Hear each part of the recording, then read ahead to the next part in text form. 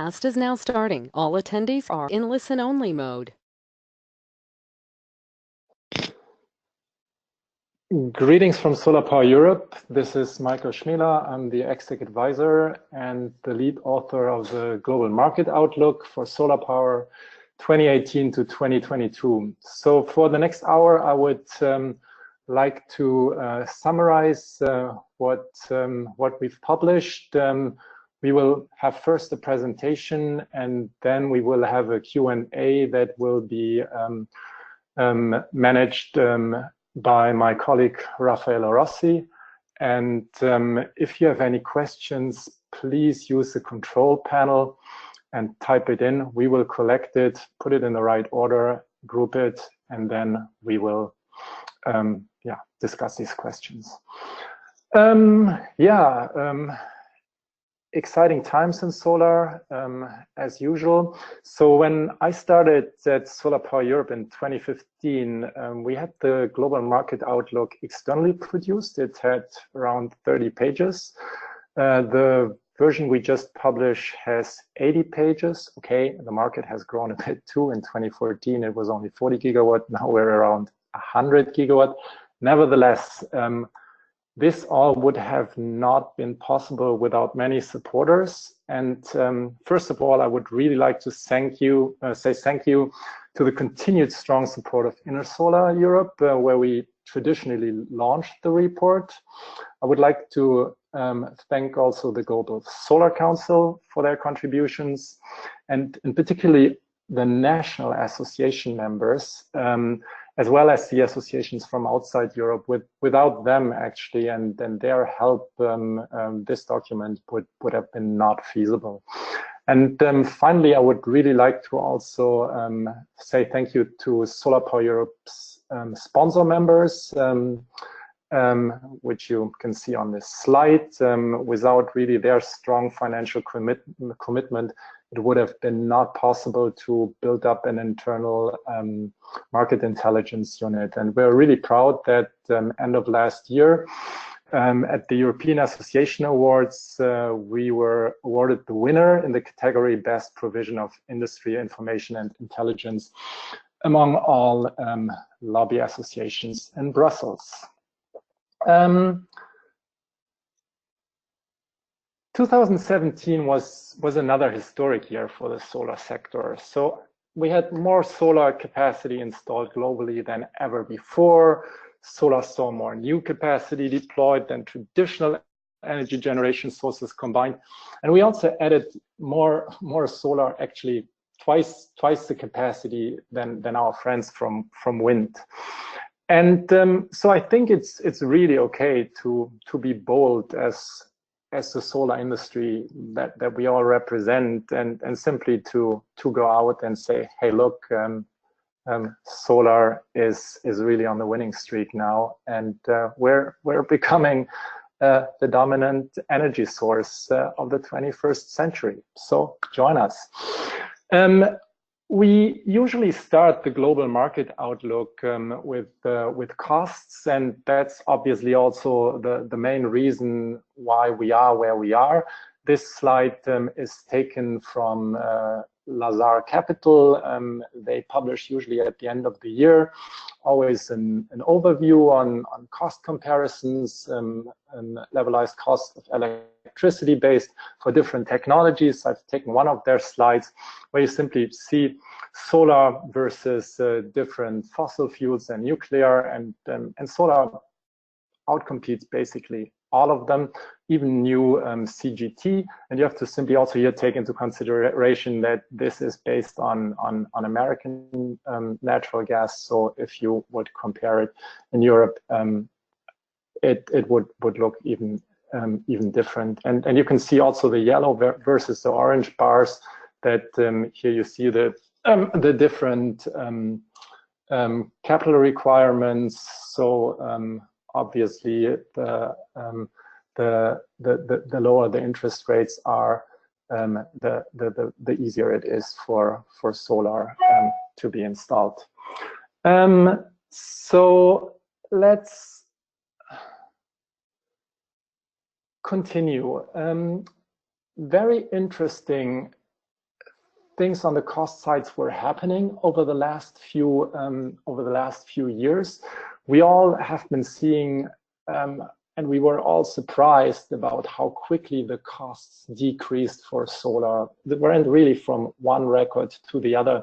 I've taken here out one slide showing one tender, which I found very impressive for one reason, because first of all, it's this 300 megawatt tender. Just 1 second. It's a 300 megawatt tender from Saudi Arabia.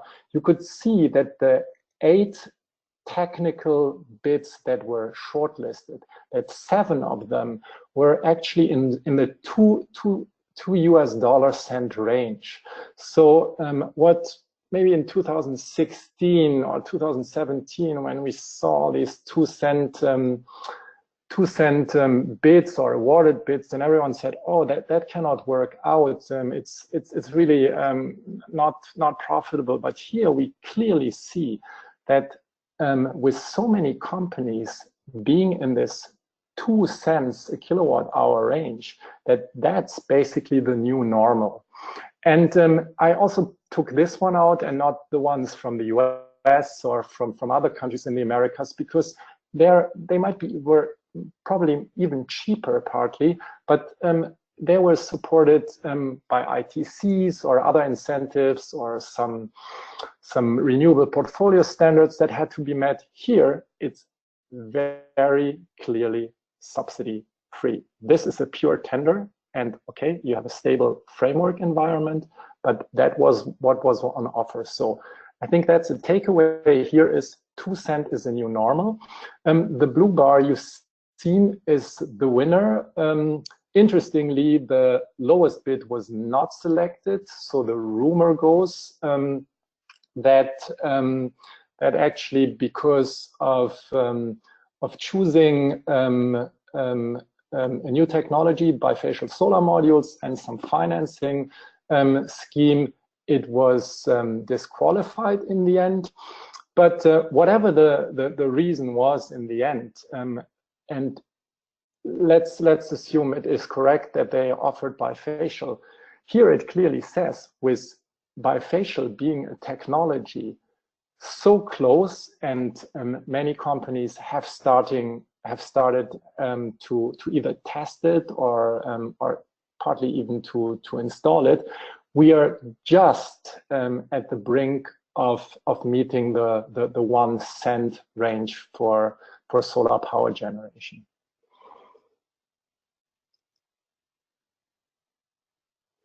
And just to give you a comparison, so I think we had on the one hand Saudi Arabia with very high irradiation, but this also shows the German tenders, which I really like to generally show, which simply shows how quickly the costs were decreasing. So if you have a stable framework environment and the tenders are transparent and they work, you will see that costs are decreasing or have been decreasing constantly. In the last tender, actually, it went up a little bit, but we expect it to continue to go down with recent module price decreases. So even in Germany, which is rather mediocre from its irradiation conditions, you are also in the 4 cent range, and the lowest awarded tender in this February round was actually under 4 cents. It was 3.86, if I remember correctly. So we're also there. Let's costs. We're pretty competitive with solar now. Let's look at the market side of things. So yeah, just looking quickly back, 2017 was another amazing year. So we basically the 100 gigawatt level per year, which is really amazing when you take into consideration that by the end of 2012, the total installed capacity was around 100 gigawatts worldwide. And I think what was also amazing was simply that more than half of that was simply being installed by China, which is also part of a problem we're seeing now. If you look at the cumulative installed capacities, you simply see last year we were kind of exceeding the 300 gigawatt level. Now we're exceeding the 400 gigawatt level. And yeah, this is expected to continue. What you could also see with the markets growing strongly, that most of the growth happened in the Asia Pacific region, while in 2016 the Asia Pacific market for the first time was basically the largest, by far the largest market. As of 2017, and we're talking here about total installed solar capacities. As of 2017, over 50% of solar generation capacity, so that means we're talking about the solar generation power fleet, is being operated in Asia Pacific.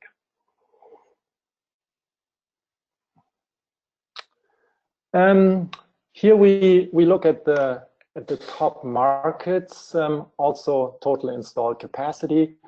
And while Asia Pacific as a whole had end of 2017 over 50%, 1/3 of total installed capacity alone is being operated in China. So while a lot of politicians, when we look at all these trade discussions, are really not happy about that dominance, I would put it the other way around. We should be thankful to China. What Europe did in the beginning, and Japan also in the beginning, I think China has taken over. Without China's commitment on the supply side, and here also on the demand side, solar would not be at the level it is today.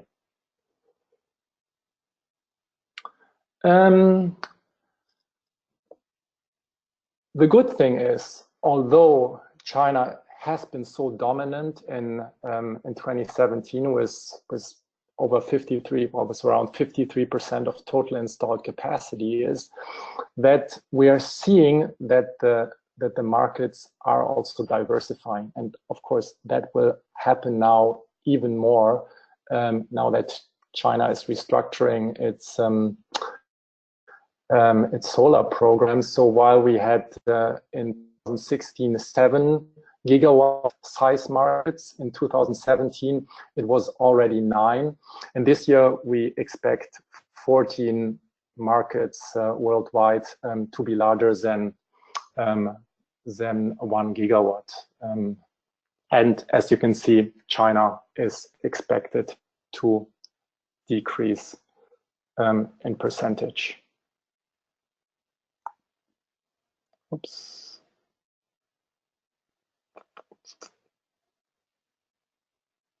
One second, that was, oh, sorry. Okay, nevertheless, even if China is decreasing percentage-wise, we are still very optimistic, and unlike some other analysts, we continue to believe that the market continues to grow this year and for the years to come.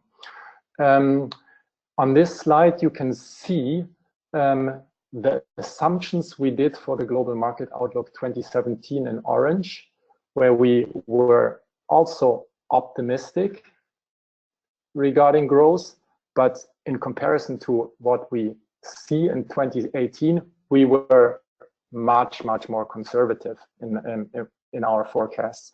So what happened is, of course, over the course of last year, when demand in China went simply through the roof, over the quarters and the month in 2017, everyone, or all analysts, and we as well, were increasing our estimates. But here, basically, after China has now said they are restructuring, we're sort of a little bit more back to normal. And that's, I think, basically a nice year-on-year comparison to our estimates the year before. And again, I think we're very optimistic that the market continues to grow. Coming back and talking about China, because of course that's has been driving a lot and will continue to drive markets, and particularly now that we have a lot of unused capacities and module prices have been tumbling over the last month. So our assumption is that the market will decrease from 53 gigawatts in 2017 to 39 gigawatts. The gray line you see is basically our medium scenario.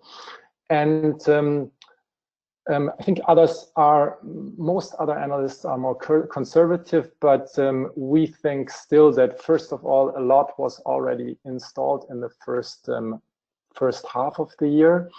And second, we also think that it simply takes more time actually to turn this Beijing orders into effect. So while we think that the market will decrease to 39 gigawatt, it will continue to decrease or it will decrease even further in 2019, simply because we believe that in 2013 the Beijing administration will have everything under control and will use basically that year to fully restructure before they change completely, not immediately, but prepare basically the change from a feed-in tariff program to an auction-based program, and more rooftop and self-consumption based mechanisms.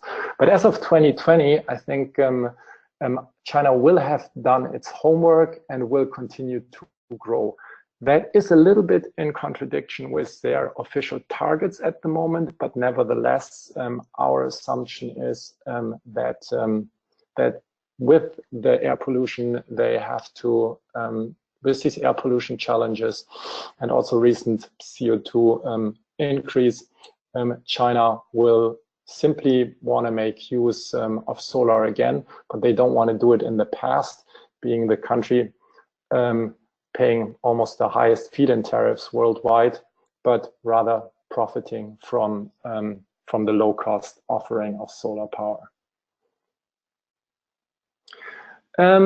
Looking at the annual PV market scenarios, so as I already mentioned, we anticipate constant growth over the next 5 years, but with China being showing no growth this and next year, we anticipate that the growth rate curve will be a bit more flat in 2018 and 2019, while as of 2020 in our medium scenario markets, the global solar market will be again in the 2-digit level.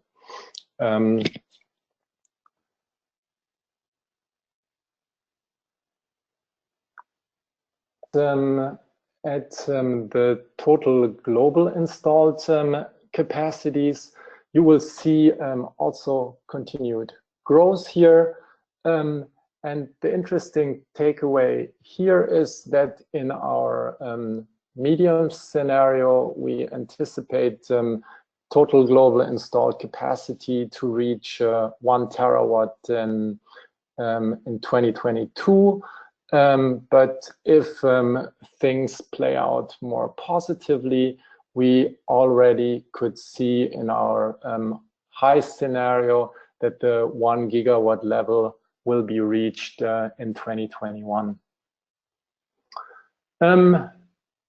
So in general, we are very optimistic for the next 5 years, and that accounts and includes basically all countries. So our forecast is pretty much sunny. We see some cloudy countries, and the clouds are not about installations. You can see that even in those countries which we consider cloudy, there's still a lot of growth to be seen. This is true for the US, this is true for Japan, this is also true for Germany.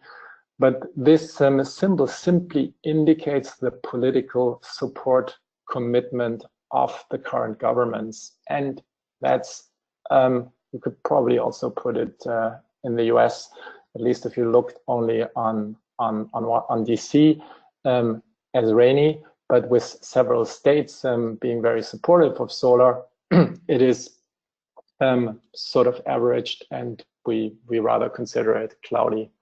In general, we are optimistic, and again, the forecast is rather sunny. Let's come back to our turf here, and what we in Brussels are working for, and look a little bit at Europe. So we see very strong demand in Europe, especially in the next 2 years. And here at the moment, we are looking only at the EU 28.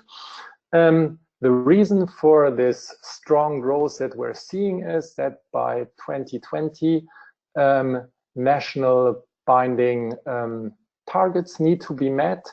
And so you see a lot of EU countries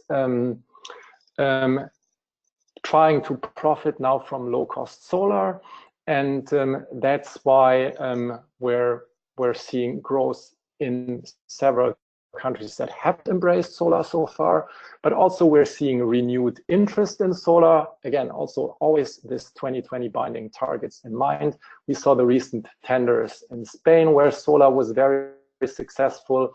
We heard the announcement about the special tenders in Germany. We have to see how and when that exactly will happen, but it is supposed to happen next year, and it's in the year after. That would be 2 gigawatt each on top of the normal market. So a lot is happening, and of course, what also comes in addition to that are now the very low module prices. Last year we had rather scarcity, at least for low-cost modules, because of the strong growth in China, and this knot is now solved, untangled, and so we're seeing strong growth. We anticipated when we did the market when we did the modeling for the market surveys that the market would, after 2020, when these targets are met, would not grow at all anymore. At that point, we also had, we were anticipating, because that was the, that was a policy line to be expected, the 27% 2030 target from in the EU for renewables. But we were all surprised. We're lobbying hard for that. Of course, we were lobbying even for 35, but in the end, now the institutions have agreed on 32%. So I think the market could see at least some of the upside potential, which you're seeing in this yellow bars. Of course, it needs to be seen how much of that will be implemented into national laws and guidelines, and how quickly that happens. But in general, we can now already expect that demand will be a bit higher than in our medium scenario. Here we see also the European. Sorry. Here we also see we have actually also shown the European annual solar PV market scenarios for the next 5 years for the whole of Europe. And obviously you can see that the numbers are bigger than what we've seen in the EU 28, but the growth rate is also stronger in the the first years, or the is somewhat lower in the first two years, 2018 to 2019, because of course there is not these this 2020 binding targets that needs to be met outside the EU 2018. But in general, there is also no dependency on Brussels, and that's why we see even in our medium scenario a somewhat higher growth than for the EU 28. Again, with the EU 28 probably now growing faster, that will be obviously also reflected in Europe as a whole. The one reason for Europe's somewhat or strong growth is Turkey, and you can of course discuss how much Turkey is European, how much it is Asian, and how much is Middle East. In the end, it's basically it's all. But traditionally, we've always counted Turkish installations in the European part, and so with Turkey growing so extremely strong in 2017, the market grew also very strong, and is expected to contribute also over the next few years. What we've done for the first time in this global market outlook, for all the gigawatt markets that we had in 2017, we have invited the leading national solar associations to send us their estimates, and we also published that separately. So we have one chapter on gigawatt markets with estimates of the national solar associations. Not all of them have supplied these data,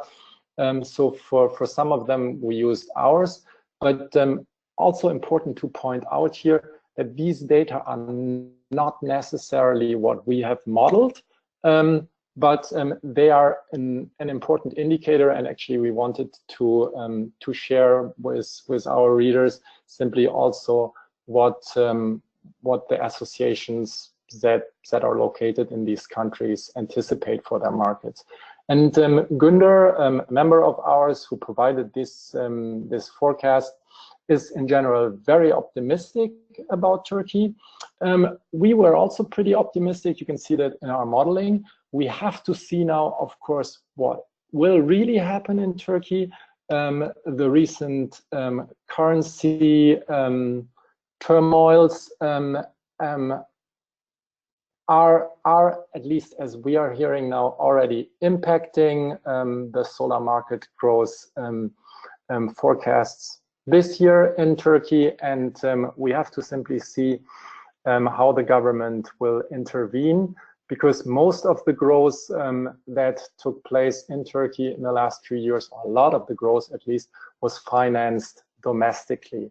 So, but again, so after the first political turmoils 2 years ago, everyone thought that the Turkish market was more or less done, without access to foreign financing, like often so analysts were proven wrong. So it grew actually pretty strong. So let's see what will happen in Turkey over the next few years.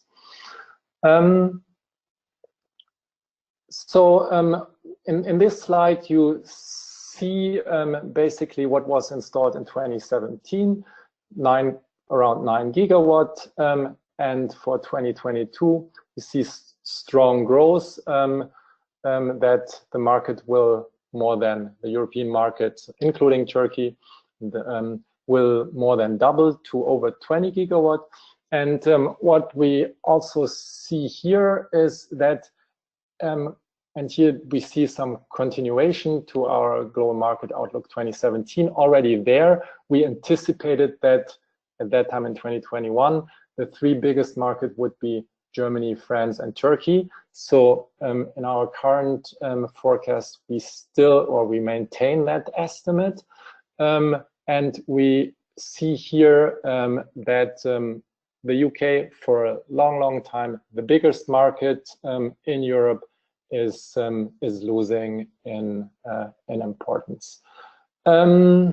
Yeah, what of course is not depicted in this slide is the time frame between 2017 and 2022, and here we can expect a lot of changes. So for sure, Spain will be one of the biggest markets already this year with the tender systems being installed. It is almost certain that Spain will be the biggest market next year, especially if you not only take into consideration the tender, but also the PPA-based systems, and that some of this huge pipeline or a substantial amount of this huge pipeline will be built. The first systems are already under construction. Okay, so that was the market in a nutshell. So I said it already in the introduction, but I think it's good to looking at it to really see where we are. So we installed 98 gigawatt last year. So that's almost twice as much as our friends from wind. That's around 3 times as much as coal or as gas, and it's well, 9 times as much as nuclear. So solar alone really installed more than all fossil fuels and nuclear together. So we're really on the right path. Oops. But there's obviously so much more potential, and I've just shown here not the amount of solar, which is of course in the very low 1-digit range on a global level, but for renewables as a whole, and I think that's what we still always have to see, that it's not solar alone, but it's a whole orchestra which will be needed for the energy transition. We simply see that in 2017 only 12% of the power generated was was generated by renewables, and the capacities were still less than 1/5 at 19%. So the share is small, the potential is huge, and that brings us, Rafaela, can you help me? Okay, to the final slide, which shows clearly what makes the difference between small and big markets. So as a lobby association active in Europe, we've just shown basically the policy requirements we need here in Europe. But you can basically take this and change the emphasis a little bit, but more or less it's applicable to any regions. So you need first a strong governance in a region. So without targets, I think at least the fast growth towards renewables will not happen. Very important is, and this is even more true, but also true for Europe, that you need viable frameworks for small installations. In emerging markets, it's really much more about customer education and setting up standards and marketing tools. So really start from scratch. That's what we're seeing, what's happening now in India or in China. And here it's really about making sure that, or in Europe or in Australia, really to make sure that small systems are not being discriminated, and that active consumers really can play their important role in the energy transition. Again, so I think we need faster and better markets. What we've been heavy lobbying against strongly is trade measures. We need a removal of trade measures, not only in Europe. That has to be happen also in the US. That has to be happening in any markets, simply because this only makes solar more expensive and slows down the growth. For us as Europeans, it's important. I think the Chinese already have that. They have done a pretty nice job. But here in Europe, it would be very important to have a European industrial strategy. SolarPower Europe is having a task force working on that. We are working also together with the European Commission, which has established something like that for a few different sectors, not solar alone, but solar is part of that. And I think what's also very, very important is that we need a phase-out plan for inflexible generation, because this will make sure that we, as clean and flexible new power generation sources, can thrive. That brings me to the questions, if you have any.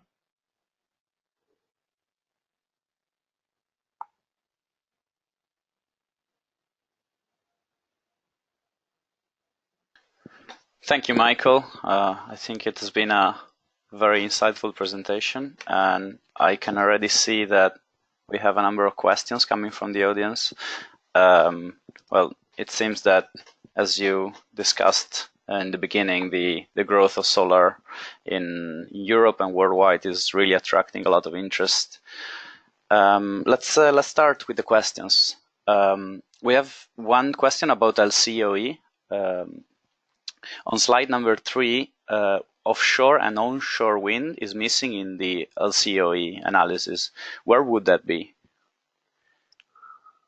Well, of course, it depends on where you are. So I think in the original slide it was even included. So I think you can look at that up. It's online available from Lazar. But so it really depends.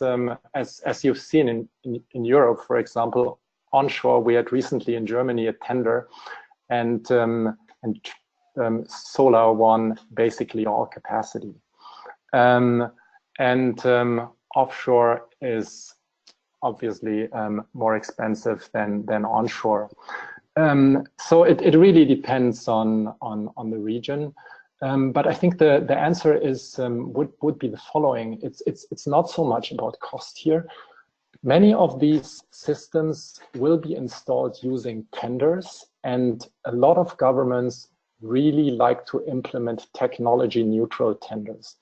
We as SolarPower Europe are against neutral technology tenders because it doesn't help anyone. The industries cannot plan, and actually also the regulators cannot plan, because the wind blows at a completely different time than solar produces electricity. So it's actually much, much better to have technology-specific tenders, so you know what you get, everyone knows what he or she gets, and that helps everyone.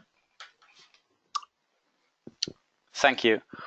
We have another question related to the earlier part of the presentation regarding the technical bids for the tender in the Saudi Arabia Sakaka PV project, in which is asked in relation to the winning bid for the 300 megawatt Saudi Arabia project, is it including imbalance costs as well, or imbalance costs are covered by the government authority? Honestly, that I don't know. I really don't know. Yeah, perhaps we can follow this up if you're interested with reaching out to us privately.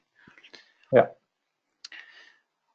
We have a question regarding why are the targets needed to drive the solar market if the solar installation prices are competitive now?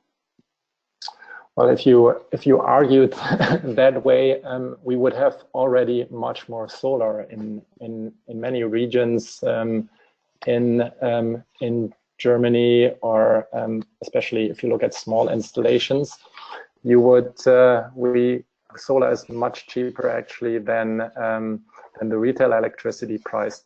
But if you tax solar, or if you tax storage, then basically it makes it more expensive. So we need a level playing field, and this we don't have.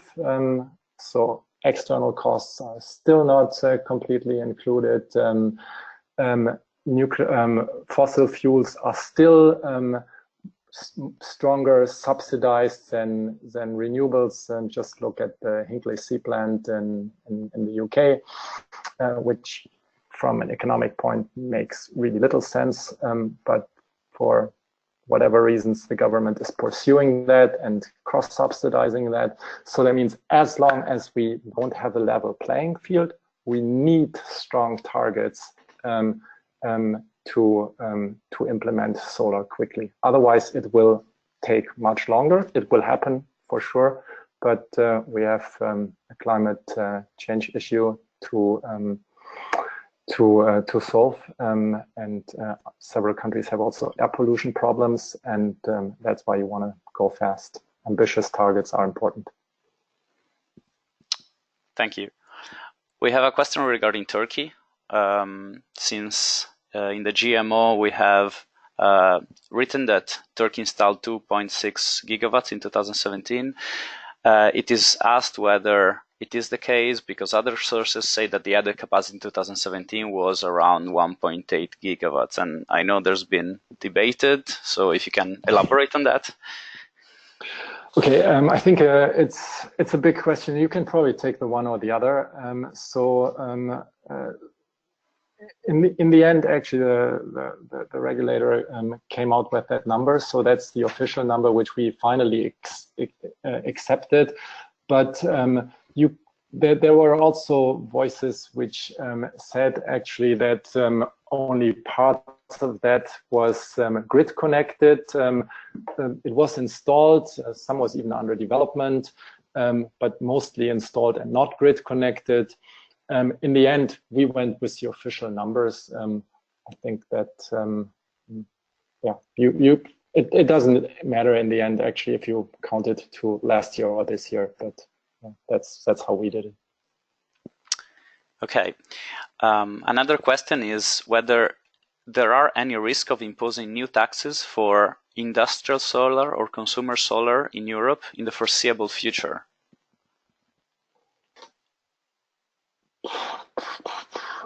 So the message was actually clear now from Brussels that that these taxes should not happen. I think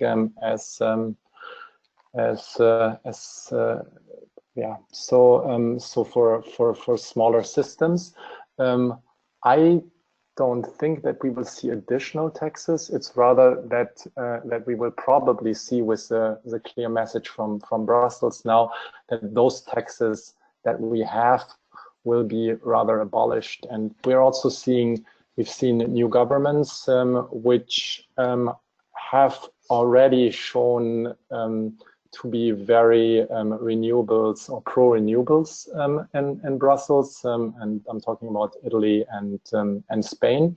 So I rather don't think we will see this. Thank you.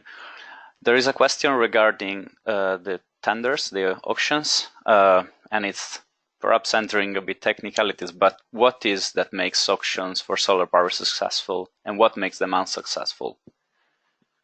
Oh, yeah, I think that's probably a bit detailed, but we have actually published on our website our tender task force some guidelines how to set up tenders. Irina has also done something, and we work together with them. So I think what's really important is stability. So that means what we've seen in some countries, Egypt, for example, was also one example in the first feed-in tender round. Actually, Kenya was also an example. You had a round actually, and retroactively then the prices were changed. We've also seen things like that happening from DSOs in India. So that's so if you really disturb investor confidence, that's a no-go. So that's so you need stable environments. That's also why we've seen, for example, in Germany, where solar is pretty established, that the tender prices were actually even lower than we've seen them in the recent tenders in France. So it's really also about experience. And you've seen also, and that's also a good example in Germany, is simply the realization rates of the tenders. A lot of people were also doubting if all these systems would be built, but it's way over 90%. So almost all of the tender systems are being built. In the end, it's all about transparency and stability. But again, I suggest simply to download this guide. We've also in the GMO having in our trends chapter a short 2-pager which summarizes them. Thank you. We have a couple of questions regarding segmentations. The first one is, do you have numbers for growth rate by segmenting by countries in Europe, talking about residential, commercial, industrial, and utility scale? Yeah, we do have that. I don't have that from the top of my head. We would have to check that. We have actually also so our members get end of July basically all the data in the GMO in an Excel format. And there are detailed numbers. So that means all the numbers you're missing as a member, you will have access to them within 14 days. Mm-hmm. The second question about segmentation is regarding the growth in China. You say that your GMO 2018 is more optimistic for China than other analysts and that market continues to grow. Is that true for utility scale, CNI and residential, or only for some segments?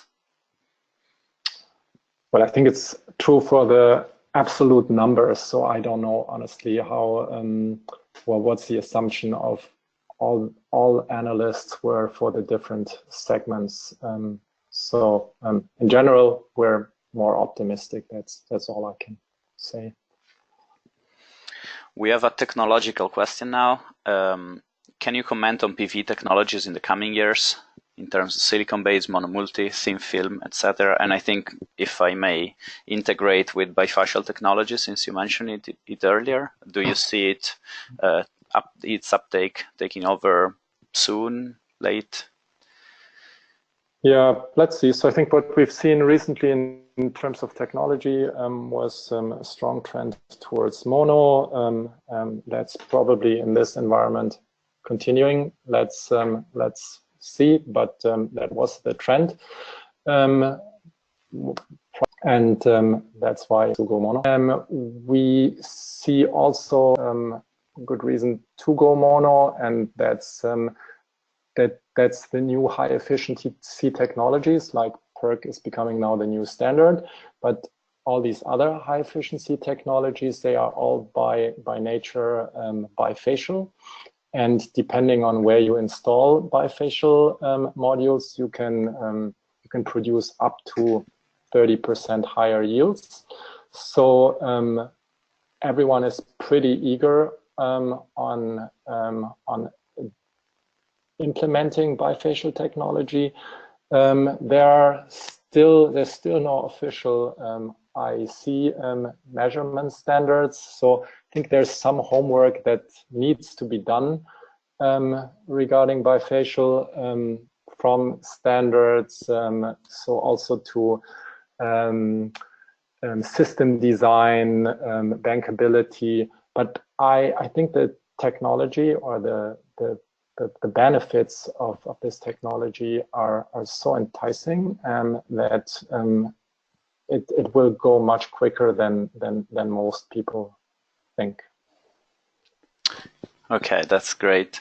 I see there is several questions addressing the same issue, which is, will the presentation will be available? And yes, it will be available on our website shortly after the webinar. And then one question about storage. What assumption on the development of the storage cost has been taken for the outlook?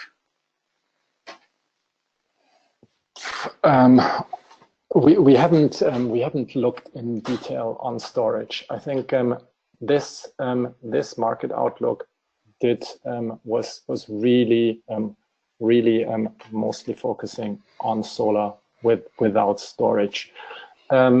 So obviously we do have a task force on solar and storage, and we're working also in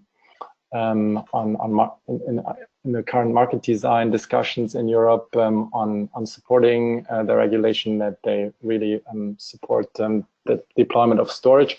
But here we didn't do any extra modeling on storage. Because we have to simply also see until 2022, and we're only talking about 5 years, the market growth, solar will be actually still very, very small. So it will grow, it will continue to grow. But of course, the cheaper storage is, and the better the regulation for storage are, the more it will help, and then it will go towards our high scenarios. Thank you. We have one question regarding the MIP. Do you have any news on the minimum import prices? No, nothing so far. So we're still on a deadlock.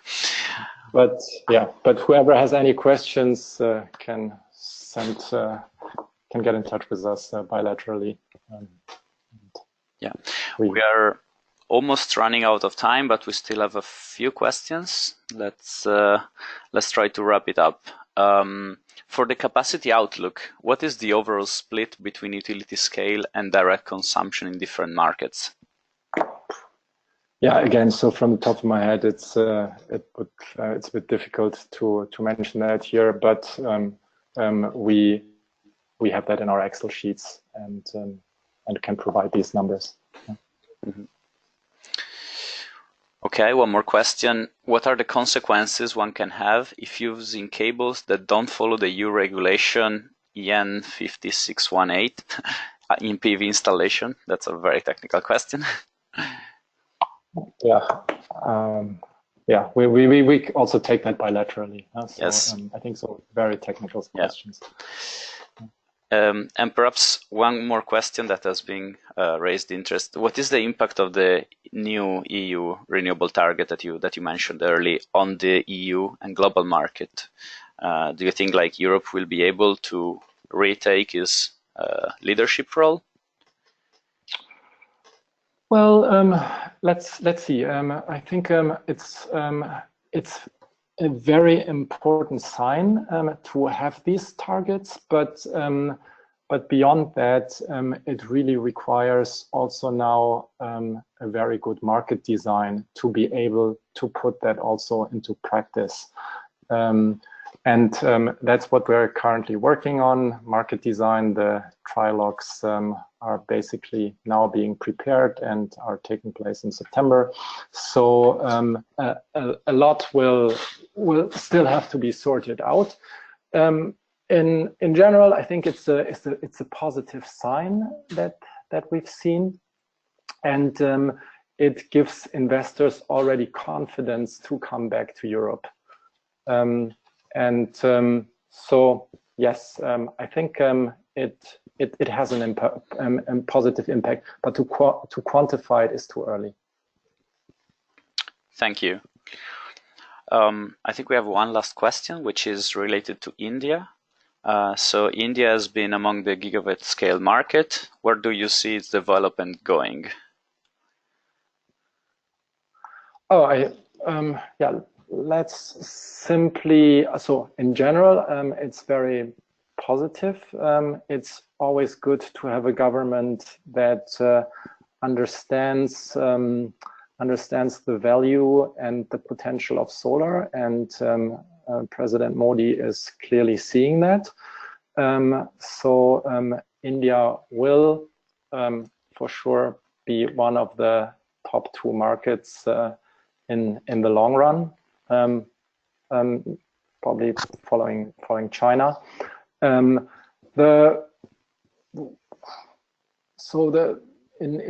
you look at it on a little bit on a micro level, then we have to see how India is developing, because of course there are also a lot of hiccups and discussions with the safeguard duties, import taxes. Then there were also problems with the tenders, but I would rather consider that strong teething problems, because India is growing so quickly that they simply have to master all these challenges. But in general, I think they are doing a good job. So I think India can be for sure taken as a positive example. Many other countries could look at. Thank you, Michael. I think we still have time for one more question. What are you expecting for the European module manufacturers? Will they survive?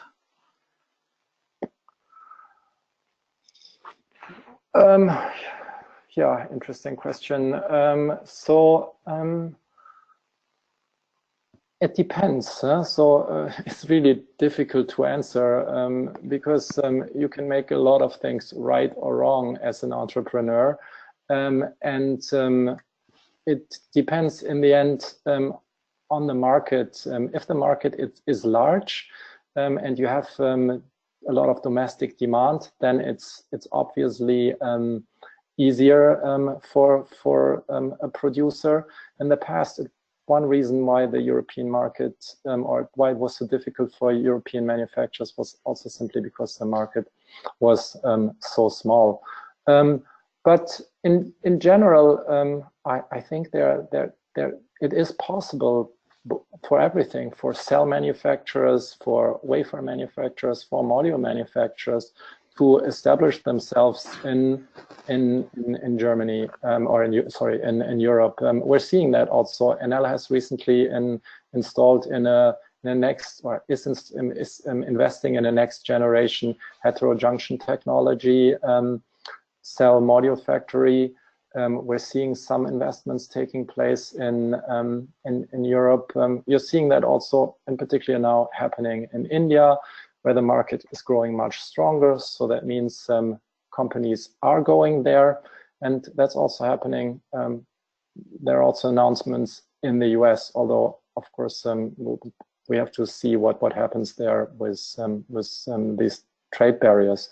But in general, I think it's to a certain extent simple. If the market is big and companies see actually sustainable and long-term demand, they will invest, and they will do that on the upstream side and on the downstream side. Thank you very much. I think I can now give you the honor of closing the webinar, since we are running out of time. Okay. And if I'm not mistaken, you have some information for us. Bear with me for 1 minute, actually. So we just wanted to make 2 announcements. We have 2 events that we are organizing. One with our friends from Wind Europe. We will organize the resource event in Amsterdam in November. Very successful event, that we did last year for the first time, and I think a great network to bring together buyers and sellers, and really addressing this new PPA-based markets, not only PPA-based, but really corporate sourcing markets. And that's really worth to go for everyone who is interested in this market segment.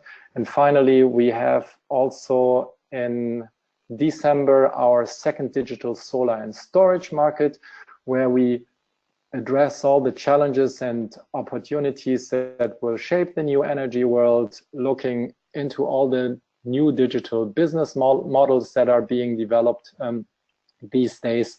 And you're welcome to join us. If you have interesting presentations, please also get in touch with us. We're currently in the last phase of setting up the agendas that will be soon online for the digital solar storage.